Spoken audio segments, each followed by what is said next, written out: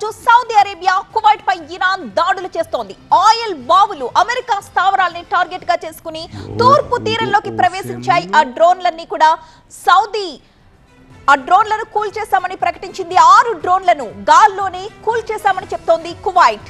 Kuwait ఉత్తర దక్షిణ ప్రాంతాలపై డ్రోన్లను సంధించింది Iran. నిన్న రాత్రి నుంచి కూడా ఈ దాడులు జరుగుతున్నాయి. రాత్రి ఇజ్రాయెల్ పై మిసైల్ దాడులు చేసింది ఇరాన్. ఈ నేపథ్యంలో సౌదీ అరేబియా నుంచి వచ్చిన తాజా ప్రకటన ఏమిటి అంటే ఇరాన్ నుంచి వచ్చిన 6 డ్రోన్లను గాల్లోనే కూల్చేశామని చెప్తోంది సౌదీ. یا خدا آسمونو